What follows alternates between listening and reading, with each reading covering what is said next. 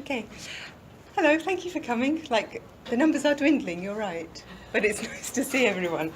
Okay, so I'm just going to talk a bit about the study that I did, which was with Polish teenagers living in the UK, and talk a bit about interviewing adolescents, because everyone seems to have this block when it comes to interviewing teenagers.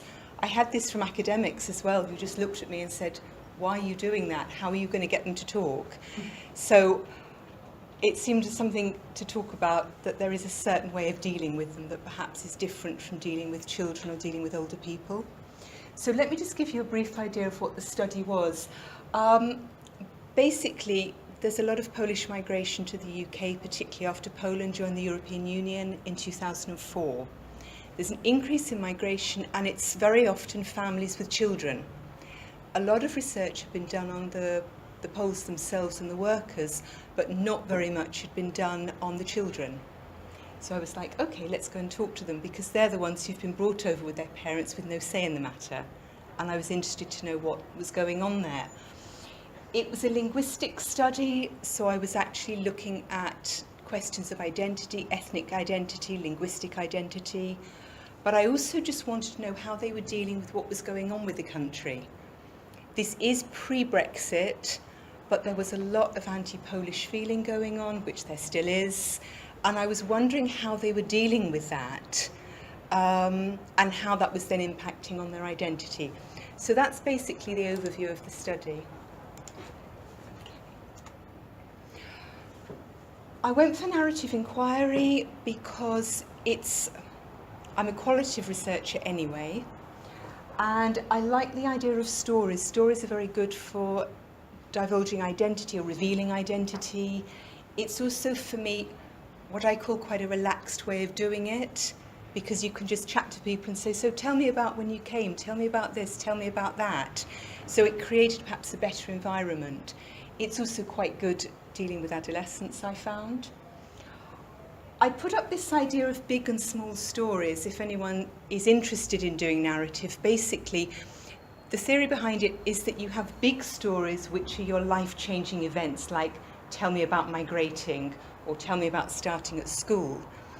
Small stories are little things that might come out in everyday conversation. So, for example, I was just saying to them, what are you doing over Easter? Just as a general sort of question.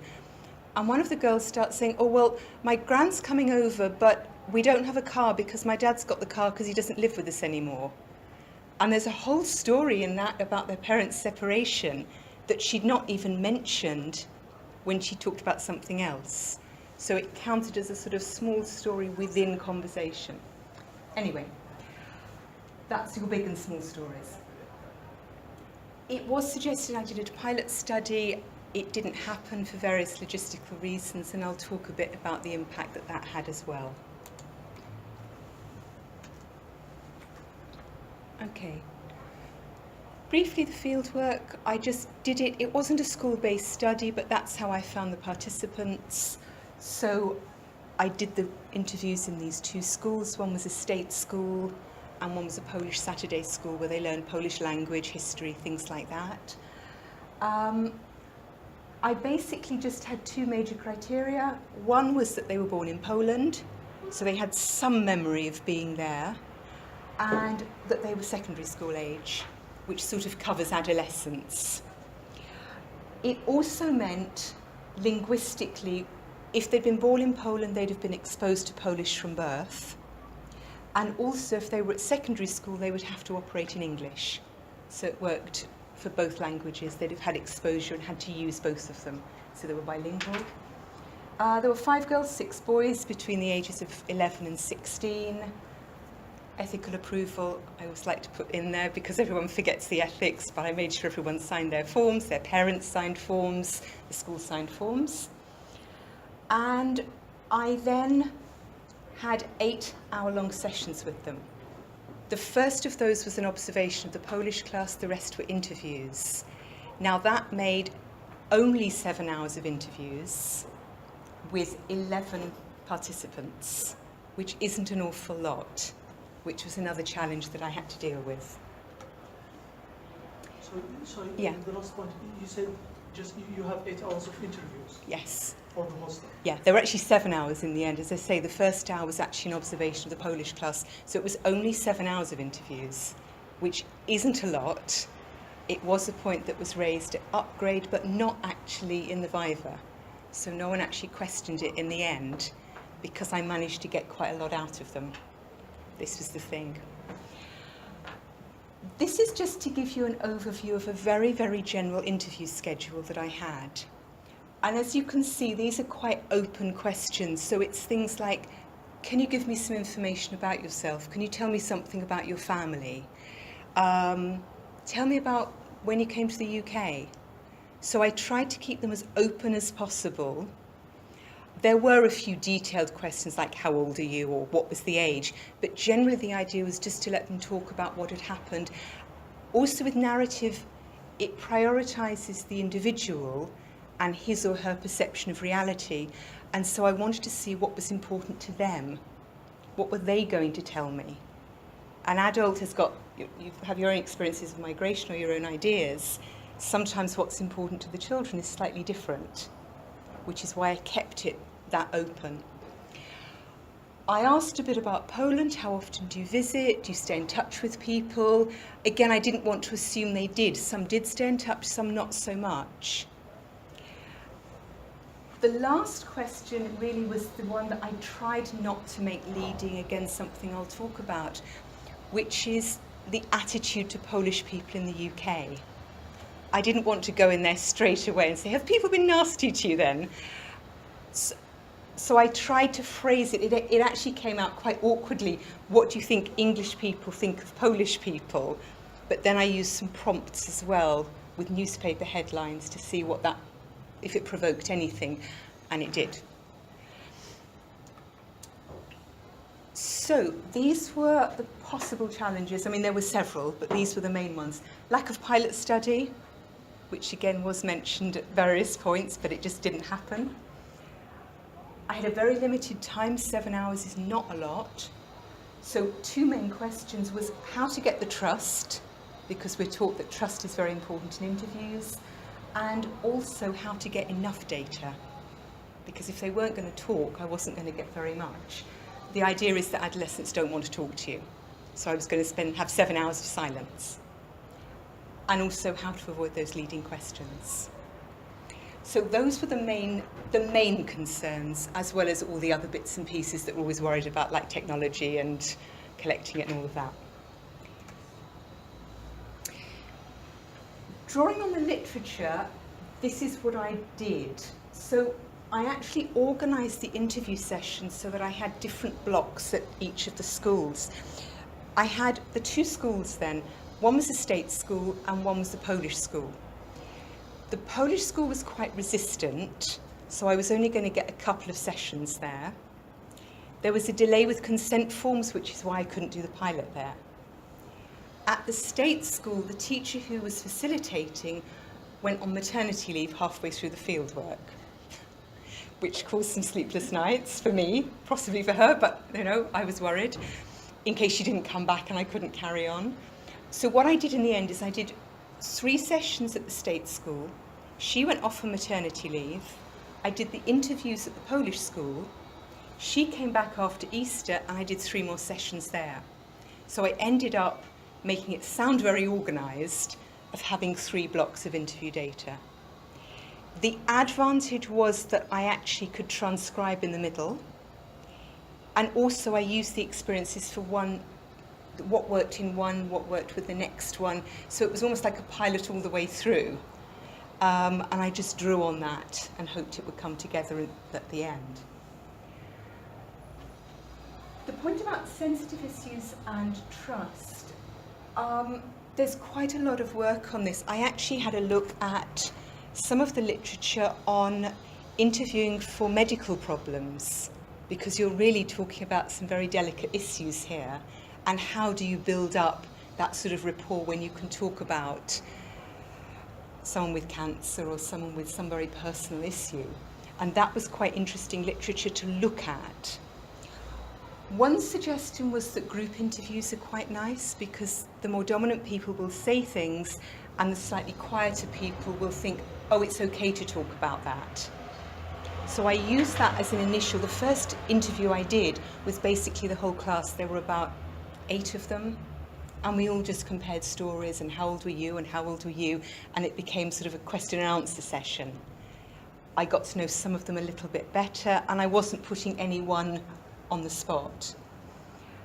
I then broke it down and did pair interviews, or had 2 or 3 of them together, and then I actually managed individual interviews by the end.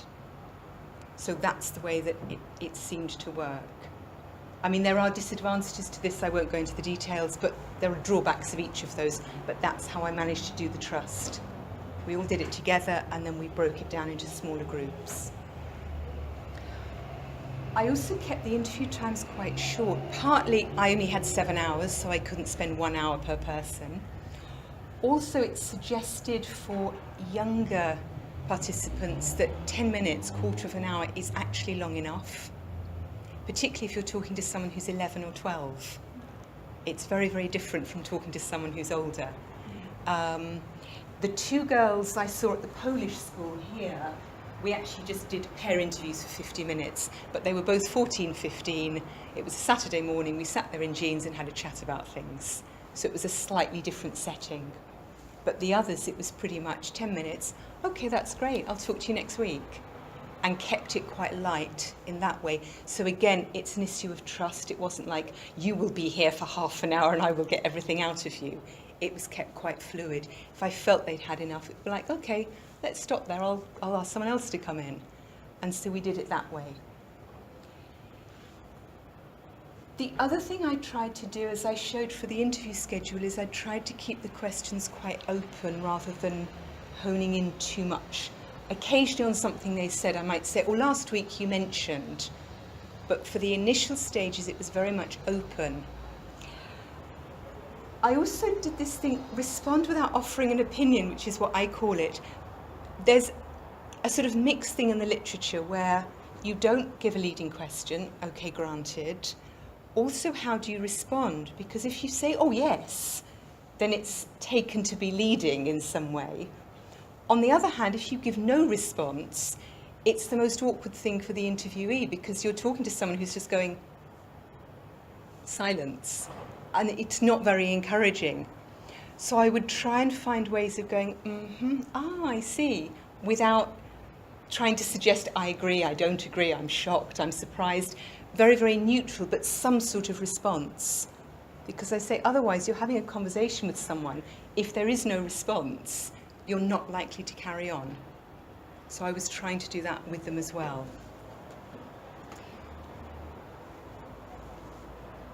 As well as the literature, I draw on my own experience, because I've been teaching teenagers for about 10 years. And with some of them, you build up quite a close relationship. And I've been told all sorts of stuff about their personal lives, their parents, their relationships, their worries, their this, their that. So I'm used to dealing with them and develop my own way of doing it a little bit. I think if you've been in teaching or any sort of experience like youth work, you know what works for you. And here I disagree slightly with the literature. The idea of maintaining eye contact is great, but if you have someone sitting opposite you and just staring you out, it's really off-putting and it's not natural. So very often I didn't. There was one boy who came in for an individual interview, and he basically would look anywhere but at me. He's looking at his nails, the shoes, his bookcase, and we had this quite strange situation where I did the same thing. So he's sitting opposite me, he's looking over here somewhere, I'm looking out the window, we're both talking like this, but looking completely away from each other. And gradually through the interview, we started actually looking at each other, and he was talking more and more. But if I just stared him out the first 10 minutes, there would have been nothing. So I think eye contact is a difficult one. If they don't want to look at you, don't look back. Look at your notes, look out the window, look somewhere natural.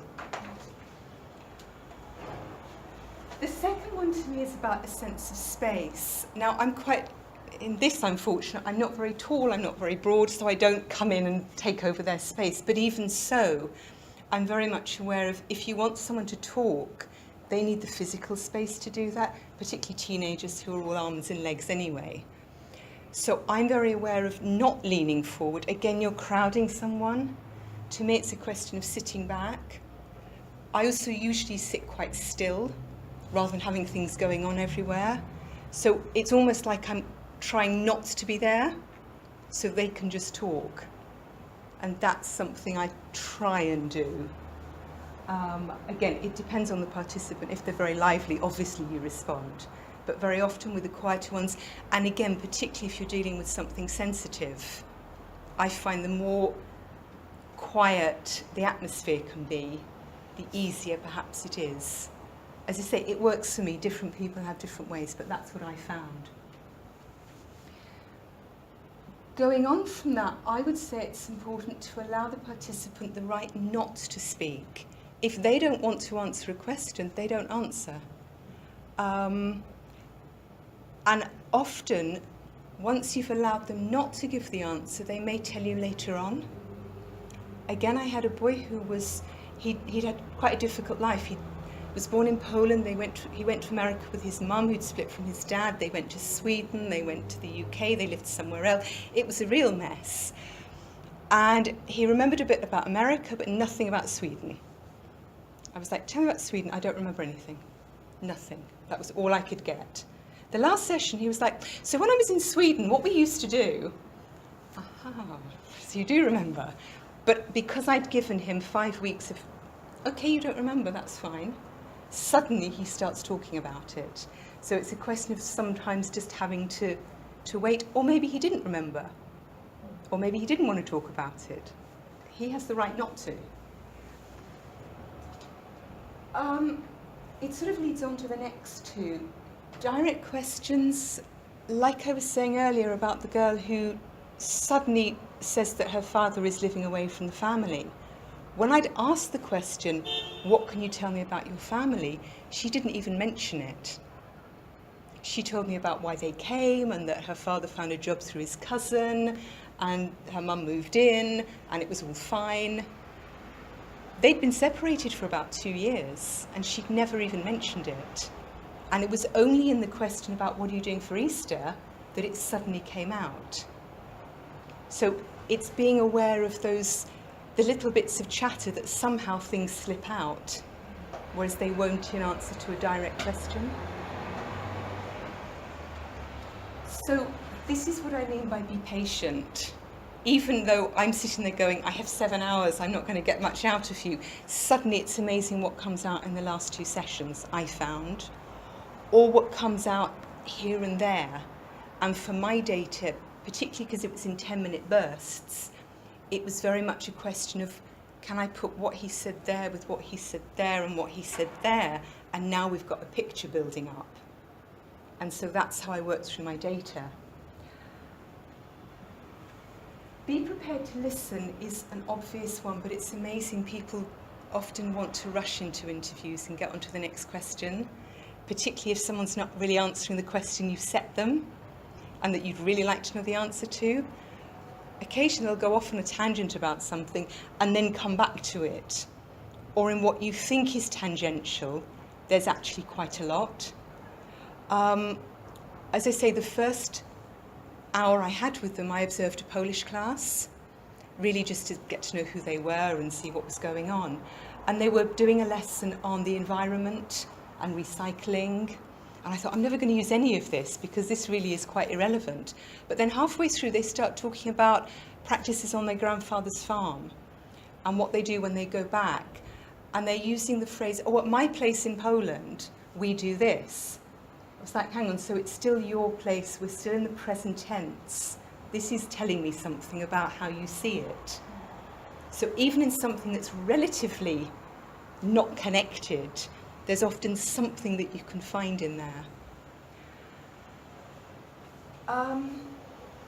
Working through the awkwardness, I just said, I mean, they're not going to talk. But to me, I go in with the attitude, people, as I say, it was raised at Upgrade, it was raised by my supervisor, how are you going to get them to talk? And my attitude was, why wouldn't they? Teenagers love talking about themselves. They're the most selfish people in the world. Give them a chance and they'll actually just talk for hours. So if you go in there with the attitude of they're not going to talk to me, already there's something in the air that says you're not going to talk to me. Whereas I go in with the attitude of course you can talk to me, what else would you do? Why else are you here? Now they may not, and that's fine as well, but I don't go in expecting them not to talk. They've said they'd join in, okay, let's talk. So it's trying to work through that 10 minutes of I'm not talking about this, I don't want to talk. Okay, well, tell me about the weather. Terrible weather. Did you have PE today? And that's how we got into it. We just talked about random stuff for the first 5 minutes. And then gradually the conversation comes around to where I want it to be. Or they may say something that brings it back to where we want to be. So, as I say, I kept it like that. I've made a quick note about transcription. I was in some ways lucky. Because I had the break between sessions, I saw them every week. I transcribed straight afterwards. I found it useful for a number of reasons. Firstly, I remembered how they said things. I remembered the gestures they made while they were saying it, so I could put notes down immediately. It got it done. Transcribing takes forever, of course. So the longer you leave it, the longer it weighs on your mind. It also gave me ideas for the next session. So if they mentioned something, I could pick up on it and go, you mentioned last week about this. Can we just go back to that? So it really kept me in control of the data. And by the time I came to do the data analysis, I knew the data because I'd been transcribing right from the beginning. I was lucky I was able to do that.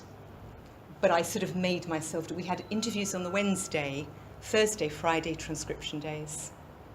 And that was it. Okay. So, about transcriptions. Yeah. Can you tell us more about how you transcribe? What are the things you look at? What I put in? It changed as I went along. Initially, I wanted to put everything in.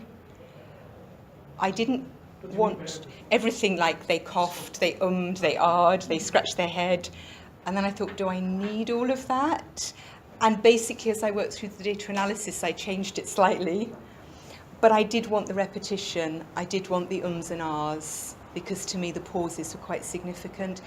I'd actually had a Polish speaker to transcribe the Polish lesson, because my Polish is not that great. But I then went back to the audio and put in ums and ahs and repetitions that she hadn't put in. She just put in straight away. I put in all the interruptions. So I had things like that. But I think when you come to the analysis, you realise how much you do or don't really need. But yeah, I generally kept ums and ahs in there, because that was the point.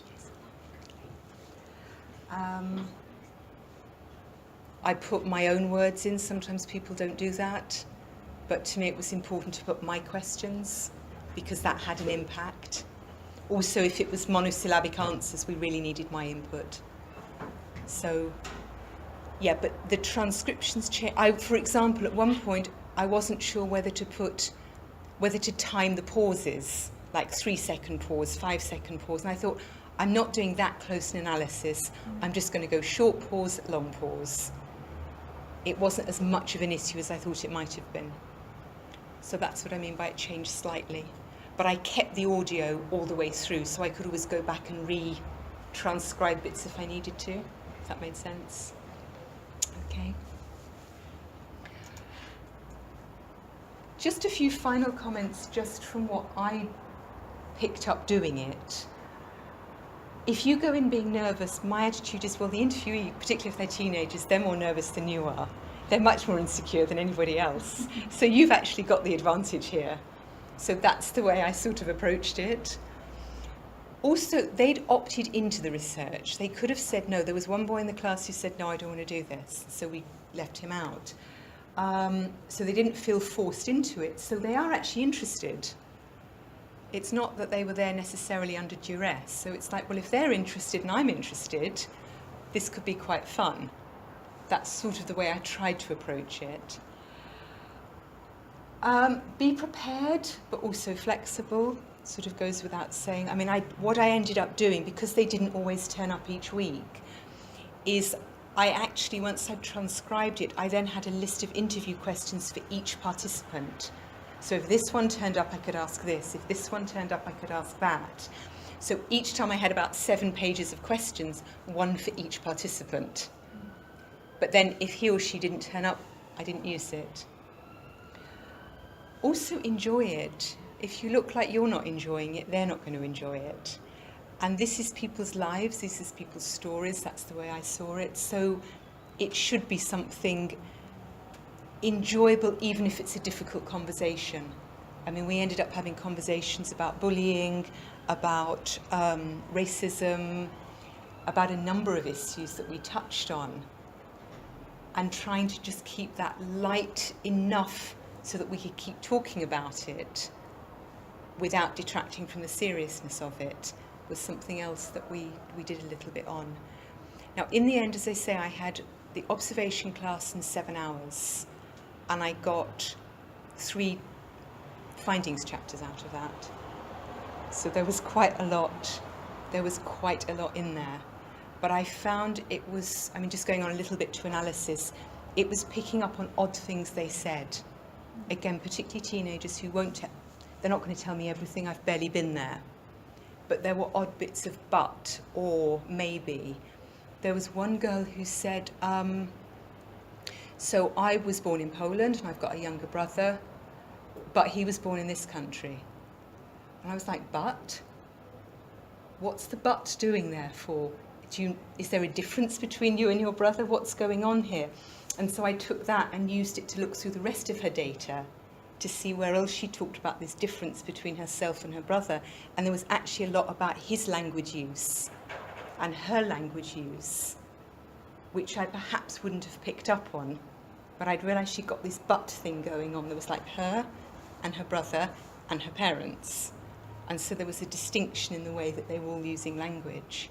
So it's just being aware of the details as much as anything, which is why the 7 hours worked, basically. And that essentially, bibliography, if anyone's interested, and that was it. Can you go back to the references? Yeah. Sorry, the references, yes, of course. Sara, can we share this online? Yeah. Yeah. Would that be okay? Yeah, you can put this Fantastic. online, not a problem. So maybe we can sit here and have a chat. Mm-hmm. Sorry, some of our watchers were texting to say, what's happened to the streaming? So, we have Okay. interest. Oh, good. Hello. Questions? I'll be the last one because I'm going to take the whole thing. I have a question. You mentioned that in the upgrade, this issue of 7 hours of interview didn't come up. You mean that you already planned to have 7 hours, or you had collected data previously? No, it did come up in the upgrade. It didn't come up in the Viva. But how did you know in your upgrade that you were going to have 7 hours? I didn't. I didn't know how many hours I was going to have. So you No, just I said that just you said were going I to was- have interviews. Okay. Yeah, pretty much. It was like, I'm going to go in, I'm going to interview them. I mean, at this stage, it was quite preliminary. So I hadn't quite negotiated I didn't realise how few hours I'd got. I didn't realise the teacher was pregnant. There were a number of things that I hadn't planned for. So when it was only 7 hours, it was like, okay, this is not going to be a lot. I'm just going to have to work very hard on the data. So in the upgrade, what was the question? So they just made the assumption that you'd have a term with the children or something like this? I'm not sure. It's a while ago now. There was a concern that I didn't have enough participants. Okay. Because there were only 11. And there was a concern about that. I said I was going to do narrative, which is very, very detailed. So I think they felt slightly more comfortable about that. There was a question about, can I find more participants? The problem was that a lot of studies in linguistics and identity are done within London. I could have found half of Poland in London. But the whole point of mine was, what is it like if you're outside that sort of urban area? So I purposely went somewhere where there weren't very many Polish children, which then created the problem that there weren't many Polish children to find. So I knew I was just going to have to be very, very focused with the interview questions. But I think also the assumption, as I said, was that I wasn't going to be able to get them to talk. And I knew from teaching experience that the chances were I'd get quite a lot out of them if I asked the right question in the right way. So I possibly got more out of 7 hours than they'd thought I would get. I think they thought it would be 3 hours of silence, and it wasn't. And in the process of the interviews, and you realized that you were not going to have like enough, material for the interview. At the point you got the 7 hours, and you said, okay, this is what I have, and this is what I need to work really hard on, and that's it. I think that was also the advantage of transcribing it as I went along, because I could see how much I could get out of each hour, and I knew exactly what questions to ask the next time. So I think, there were occasions where it would have been nice to have more, of course, and I put that as a limitation, said it's a shame that one participant who had a really interesting story only turned up once. I just had to deal with it. It was also a question of how I wrote the data up, because initially I was going to have stories, and it was something I discussed with my supervisor. I'm like, oh, you can do stories for each of them. And then I realised, or we both realised, it just wasn't practical. So I presented it as a question of patterns. Did they have similar stories? So, for example, I wrote a section on bullying in school, which almost all of them had mentioned. I talked about language brokering, where you're translating for the family. Again, it's something they'd all had experience of, so I could put all the data together and make a story out of it. And that's how I managed to get enough. I got enough out of that. It was barely mentioned at the Viva. So it didn't turn out to be a problem, unfortunately. Sorry, and those codes that you were mentioning, bullying, brokering, and things, were things that you asked in the interviews, or in the end you realized that they were talking about it? I didn't ask directly. The bullying came out of questions about how do you think English people feel? What was it like when you came to school? It was sort of indirect questions like that. Did you have any problems at school? And then they started volunteering information.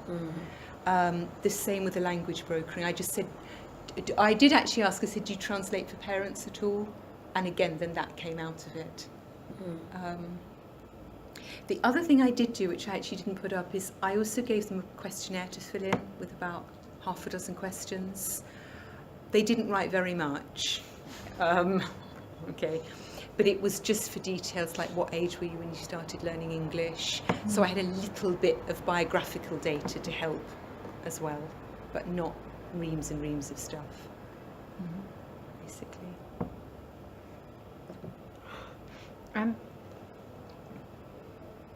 After your study, did you share the findings with the families, with the schools, with the participants? I just actually delivered 2 reports to each of the schools with a very, very truncated version. I don't want the whole PhD. It was basically 10 pages of what I did, who I spoke to, all anonymised obviously, and then main findings, which I thought might be useful for a school. And so yes, I did. I gave them a report, and then I gave a very short talk at the Polish school to some of the children there. And what was the feedback you got from those? Unfortunately, the teacher I'd worked with at the state school had left, and there wasn't a lot of interest in anything there, which was a shame because we'd done a lot of work on that. The teacher at the Polish school was quite interested and kept her copy and, as I say, talked to the children there. But it was different for them because they'd all been born in England, and so their experiences were slightly different, which would make another study. Can you see the potential for a kind of post-Brexit study with a similar cohort of children? There is a post-Brexit study. There's also something I'm working on at the moment, actually, about Polish children who attend Polish schools, and because Poland has become more nationalistic, there's that going on as well. So there's quite a lot of work to be done under the changing socio-political context, not just in this country, but also in Poland. Because after Brexit, a number of them were like, oh, we'll go back. And suddenly it's like, hang on, we've seen what's happening there. No, I think we'll stay here. So it's caught between nationalistic feelings in Britain and nationalistic feelings in Poland. And it's shifting all the time. Wow. So there's quite a lot of work to be done. But the problem with any of those studies is 6 months' time, it suddenly feels very out of date because things are moving so fast in both settings. Yes, of course.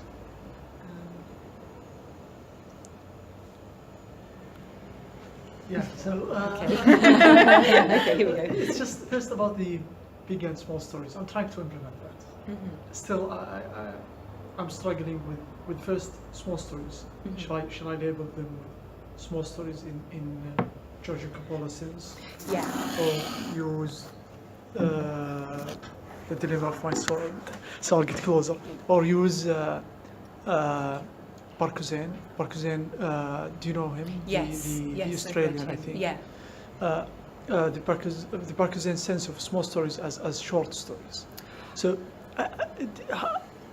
can you see the differences between the two? Yes, I can. I looked at the data to see what I had, first of all. It was very much data driven. So although I had a rough idea of what I was going to use, I didn't really sort it out until I had the data. So for me, I use small stories in the Gur-Geden way, which is snippets of everyday conversation. And there was a story embedded in that, rather than an incident that happened that day as a small story. As I say, I just saw it in throwaway comments that suddenly include so much. Okay. So could you clarify just for everybody, what's the difference between a small story and a short story? Is it one's a snippet and one's It depends an how, anecdote? it's one of those things, it's quite early work, and it depends how you define it and who Okay. you're drawing on.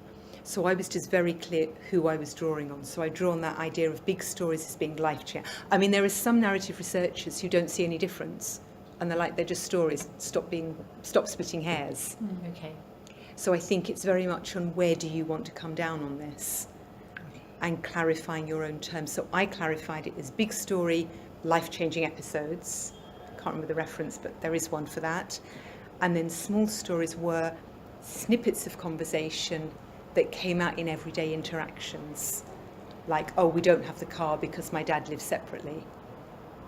There's a whole story in that that's not even being talked about, but that's not a story in itself. There is no narrative framework. Yeah. It is a throwaway comment, but there's a story within that. So, what constitutes a narrative then, in this sense? If this is not narrative, the small one. If a small story is not a narrative, what constitutes a narrative? Should it be long? A narrative perhaps has got something, if you go to the idea of a cause and effect, or a beginning, middle and end, something that you would consider like a story in fiction or in literature, if you like. A sort of traditional, okay, we did this and then we did that, and then because of that we did something else. You can take narrative like that. We don't have a car because my parents are separate. You could say, that's but a that's kind of story, isn't it? It's again, it depends how you're defining it. I didn't go into that much detail with it. Sorry to interrupt you, but do we have to go that much detail? Because I'm stuck with that. I'm trying to just... I think as long as you explain why you're defining it in that way, I'll be saved in the final. I think it's okay. I mean, I wasn't particularly asked about that in the Viva, partly because neither of my examiners were narrative specialists. Okay. So I think it also does depend. I mean, joking aside, it does depend on who you're working with. If you're working with a narrative specialist, they will expect you to go through every single hoop there. Although my supervisor does narrative, she doesn't do it in that much. Yeah. Which is my supervisor. Okay, Sean. So Sean does narratives, but not to the extent that someone like, for example, Anne Phoenix would do, or Julia Brannan. So I think that's it. Neither of the examiners, one was an ethnographer, and Leeway doesn't really deal with narratives in that way. So no one was going to get picky about it. Do you know what I mean? Yeah. So I think it depends a little bit on that. As long as you can define what you're doing and how you understand it and who you're drawing on, it's like, okay, fine, that, and it makes sense with the data. I think that's how I got it covered. So for the analysis, it seems that you have been using too much discourse marks and things like that, which is not common in narrative research. I did both. I started with thematic, and divided it into like bullying, like language brokering, and then I did and then I did some discourse analysis. That's what. So we can do that. Well, that's what I did. I'll take it like this. That's how I use it, because if you go back to Bamberg, he uses discourse analysis in narrative. to some extent. Picks out pronouns and tenses and things like that. Okay. So that's what I drew on. So there is a kind of overlap, isn't it, between narrative analysis and discourse analysis? I think so. I mean, there are so many ways of analysing narratives, and I went through all the narrative literature, and a lot of it didn't work because also I was dealing with children. There is a sort of understanding. I mean, this is where Bamberg talks about his small stories, that children aren't perhaps capable of giving those long oral histories that older people are. Partly they haven't lived that long, also they may not have that cause and effect in quite the same way. So that was my sort of escape clause to say, so I'm actually going to need to look at this in a different way. I can't impose those narrative structures. How am I going to pick out that 10-minute?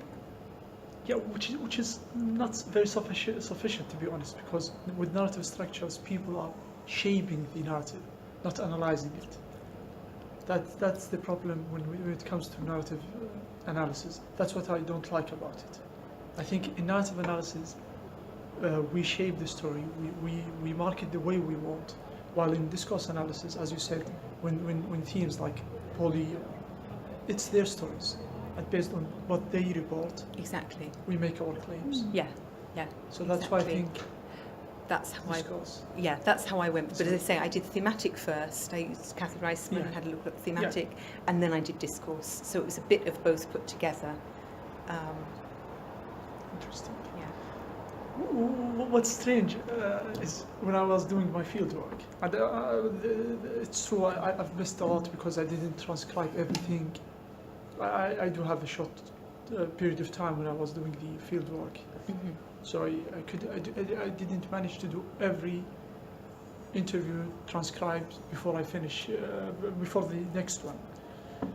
I missed a lot of things which appeared in the first interview, and I didn't ask for more clarification in the second. So it's very important at least to listen to them. I did listen, but sometimes you missed. When you transcribe, you realize you are doing analysis in this sense, so you realize what you need to focus on. Yeah, I mean, when I did the transcribing, I actually made notes on the analysis as I was going along. So there were things to look out for next time. There were questions to ask next time.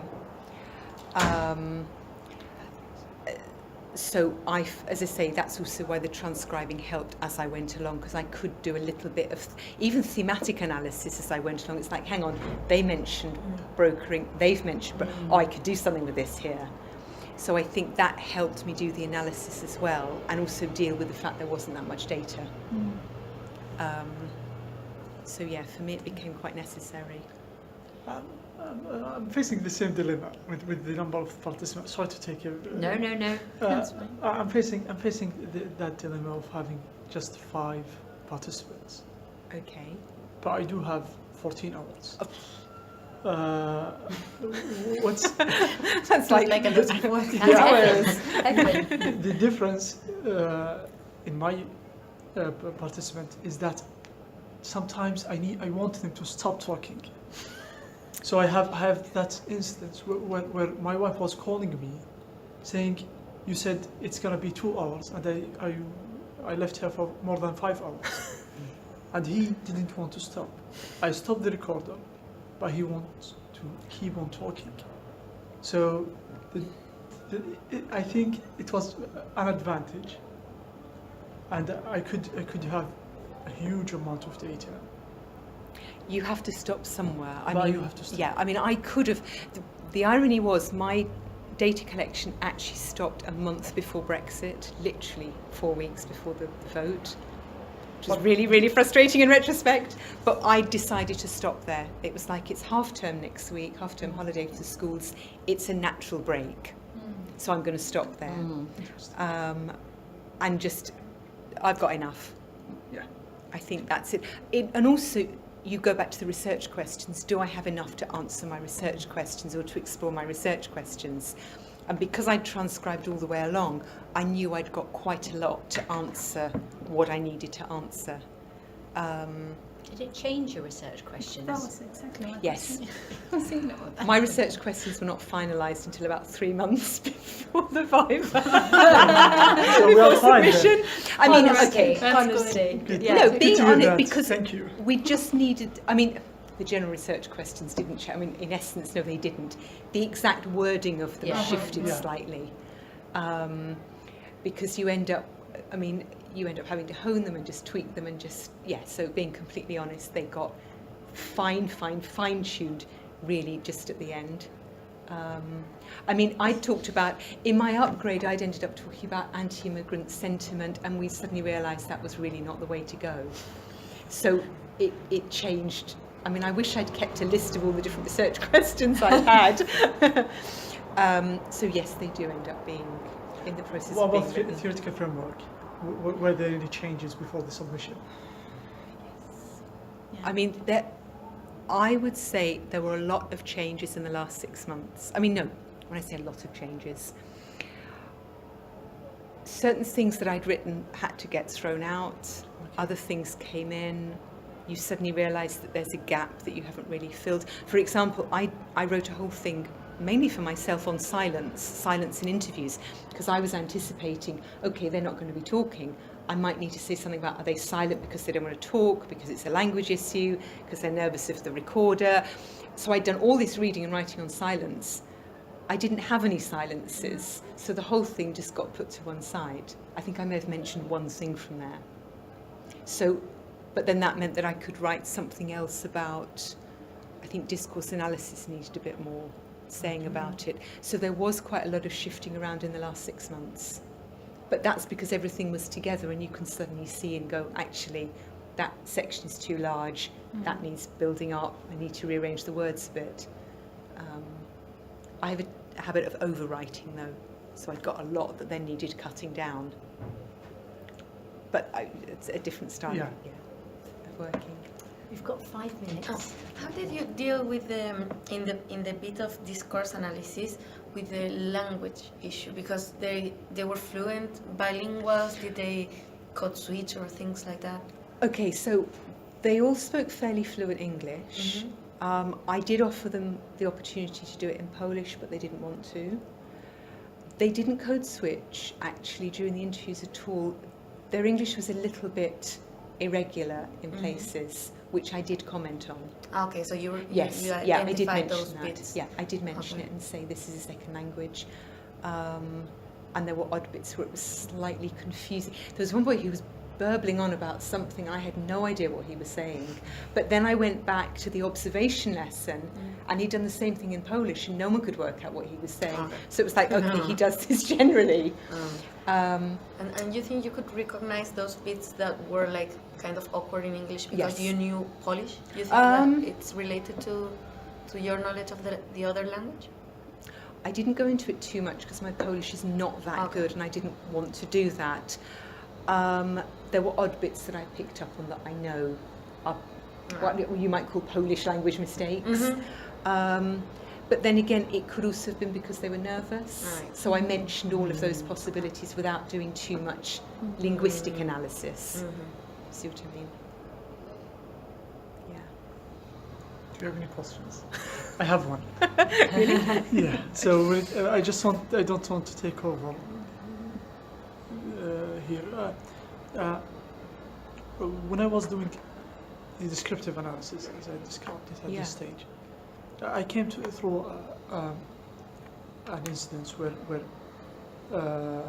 I was trying to reflect on an utterance of one of the participants. And he was talking about his early childhood at school, saying that I didn't miss out. He used the present tense. I don't miss out at school. And when I was reflecting, there was a kind of cross-cultural understanding of that utterance. So I understand it in a way which was totally different from the way my supervisors reflect on it. So did you come across anything like that? There was, I mean, because there's not the time to go into it the exact positionality at the moment, but there was a whole question as to where I was positioning myself as a second generation migrant with some Polish ancestry, but the participants positioned me as more Polish than I would because of Polish history and where my grandparents came from.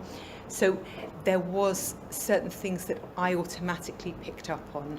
For example, when I first suggested that I was going to look at anti-Polish sentiment, the upgraders, supervisor had all said, do you think they'll have experienced any? Now, from my own knowledge, I was like, of course they will. I assumed that they would have done. The question is whether I could get them to talk about it, but my assumption from my own experience was yes, they will have done. Okay. And so that was perhaps an example where I had a certain cultural knowledge that perhaps other people weren't coming in with. Now, I didn't necessarily mention that particular example in my thesis, but I did have a section on reflexivity, which I don't like doing very much because it's not about me, it's about them. But it was pointed out that I did need a section to say, where are you standing in relation to your participants and how did they see you? And what's quite interesting is I've just submitted a paper to a Polish journal, and one of the reviewers' comments was, well, as a Polish researcher, blah, blah, blah, blah. And I wrote back and said, but I haven't said I'm a Polish researcher, you're assuming I'm a Polish researcher. That's interesting. So it's something that you end up, I didn't realise how clear you have to be about it. But as I say, because of the history of the country, it ends up being quite blurred where you say you come from anyway. Yeah. Interesting. Thank you very much, Sara. Thank you That was very really, much. really That's interesting. okay, thank you. That's very helpful. Thank you. Thanks. Did you present a little ago in Goldsmith, or no? I went to Goldsmith, so I haven't presented at Goldsmith.